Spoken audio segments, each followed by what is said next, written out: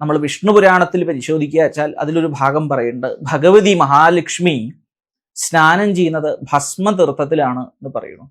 ഭസ്മതീർത്ഥം വെച്ചാൽ ഭസ്മം കൊണ്ട് ലയിക്കപ്പെട്ട തീർത്ഥത്തിൽ ഭഗവതി നീരാടുന്ന കൊണ്ടാണ് ഭഗവതി മഹാലക്ഷ്മി ഇത്രയും സൗന്ദര്യത്തോടെയും ഐശ്വര്യത്തോടെയും നിലനിൽക്കണമെന്ന് പറയുന്നു. അതുകൊണ്ട് തന്നെ ഭഗവതി നീരാടുന്നത് കൊണ്ട്, ശ്രീ മഹാലക്ഷ്മി കുളിക്കുന്നതുകൊണ്ട് ഭസ്മത്തിന് തിരുനീര്, ഭസ്മജലത്തിനൊരു പേര് കൂടിയുണ്ട്, തിരുനീര് എന്നൊരർത്ഥം.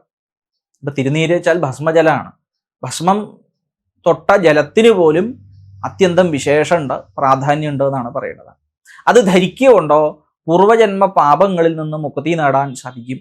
യാതൊരാപത്തും, ദേവീഭാഗവത്തിലൊക്കെ പറയുന്നുണ്ട്, യാതൊരുവൻ ഭസ്മം ധരിച്ചിരിക്കണോ, ഭസ്മരുദ്രാക്ഷധാരി ശിവപ്രതീകാണ് എന്നാണ് പറയുന്നത്.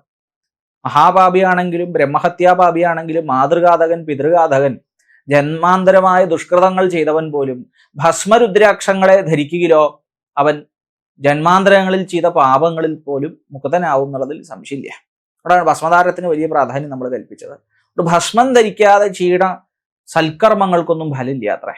ഇപ്പൊ യാതൊരുവനാണോ, അത് ഗരുഡപുരാണത്തിന്റെ ഒരു വിവക്ഷയാണ്, യാതൊരുവൻ സൽക്കർമ്മങ്ങളൊക്കെ ചെയ്യുമ്പോൾ അവന്റെ ലലാടത്തിങ്കല് നെറ്റിത്തടത്തിങ്കൽ ഭസ്മം ധരിച്ചിട്ടില്ലയോ ആ സൽക്കർമ്മത്തിന്റെ ഫലമൊക്കെ വിഫലമായി പോണമെന്നാണ് സങ്കല്പം.